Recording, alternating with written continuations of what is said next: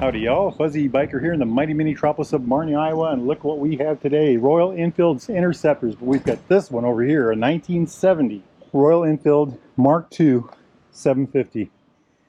That is a unique machine. I'm also told it's one of the last handful made, part of the last run. They checked the serial number and probably the last 50 or 100 or something like that. Very limited bike. That is a Norton they're kicking over yonder. Can y'all hear that? I hope it gets it running. I'd like to ride it. So the engine on this is an overhead valve, air-cooled, 736cc parallel twin. There it is. Check that out. Isn't that just gorgeous? Has two concentric amals, 30 millimeter. This has got velocity stacks on it. I don't know if it was factory that way. External oil lines from the oil pump. From the oil pump up through here, pressurized oil to the heads. This is the oil filter here. Isn't that neat? And that also feeds the, that's the oil cooler right there. Very different than the 68 that we looked at here a while back. This has a points cover on the side. This is a coil bike now. The points are under here like a Triumph would have. I think the oil pump is still here, which is a very different looking motor. It looks like the transmission bolts, the back of the engine right here. 4-speed, 1 up, 3 down. So 1 up, 2, 3, 4. And the neutral right there. This is a neutral finder, positive neutral finder. I think the 68 did not have that neutral finder. This one does. I just love the way these things look. The fins on the bottom. I think this is considered a true wet sump engine by now. Just a gorgeous thing. The other was a dry sump within the case. It had a separate sump for the oil within the case. But just look at all the little details here. Just absolutely gorgeous. Absolutely gorgeous. This is art to me, my friends. Oh, and the engine, by the way, hangs. The frame stops right about here. The engine hangs, and then it picks up back here again. Now, this bike has a skid plate on the bottom, and we'll talk about that here in a minute. Those are definitely not the factory pipes, by the way. Hopping over to this side of the engine, this is the tack drive right here. Mechanical tack drive. This thing right here. Comes off one of the cams. The other cam's over here. Let's see if we can spot.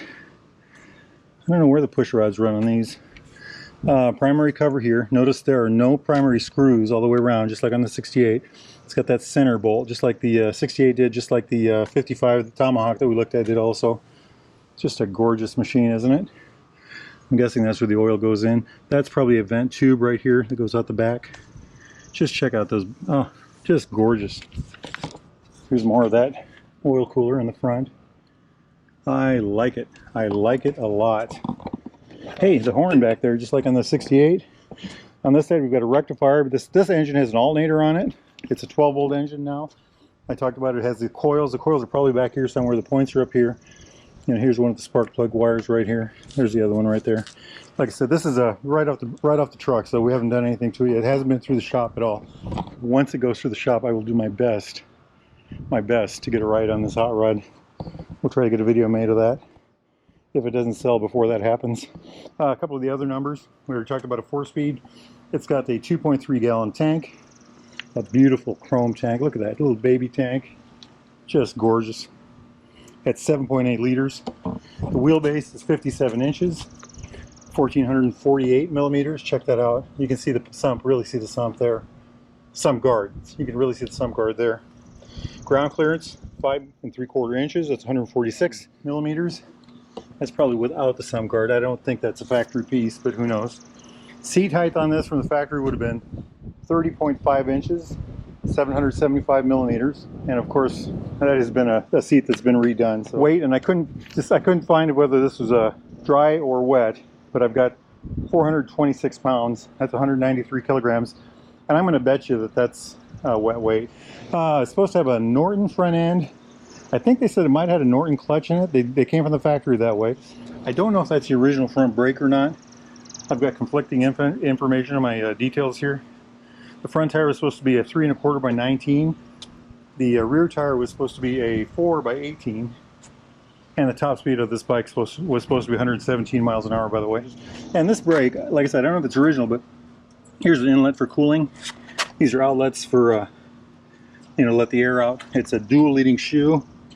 And these inlets were usually kept closed unless they were racing, because they didn't want water to get in there. And of course, you can see the ribbing in the center there for cooling.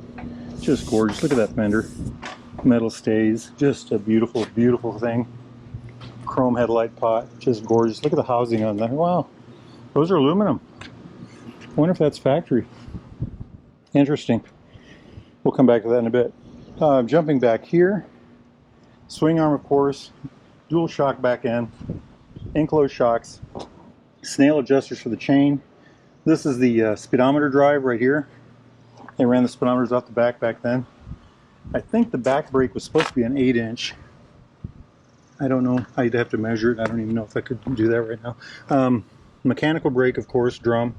Here is the switch for the brake lights. I always get a kick out of these. You know, that was the microelectronics of the day.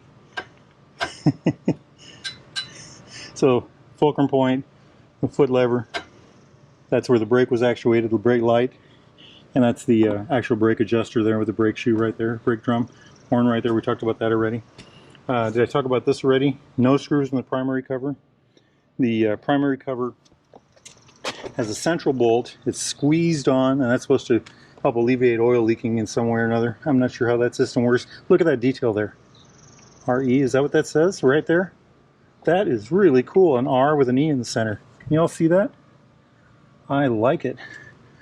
I love this. This is just gorgeous. Tachometer drive right here. And I think that's probably for the alternator right there, that wire. Hey, let's take a look up here. Foam grips, very nice. Clutch. Probably the choke. Horn. Don't know what that is. I'm guessing that's a headlight. Amp meter right there. Probably the high beam indicator right there. Looks like Smith's gauges here. I'm going to put a website for the guy right now. I'm going to put it right here. And he's a guy here in Iowa that actually, he works on these, does repairs and rebuilds on Smith's gauges worldwide. He can do new faces, the whole internals, everything you possibly want, he does it. And he's located just miles from this location. Isn't that beautiful? Made in UK. I'm sure these are magnetic by this point. This side, it's the brake. Looks like not much else. Mirrors are folded down for transport. Isn't that just gorgeous? You know, back in the day, this made somebody a very happy person. So this will go through the Baxter Cycle vintage shop. They will tear this thing apart, put it back together, and it'll run like a champ. Baxter Cycle is the largest British vintage motorcycle parts supplier in North America.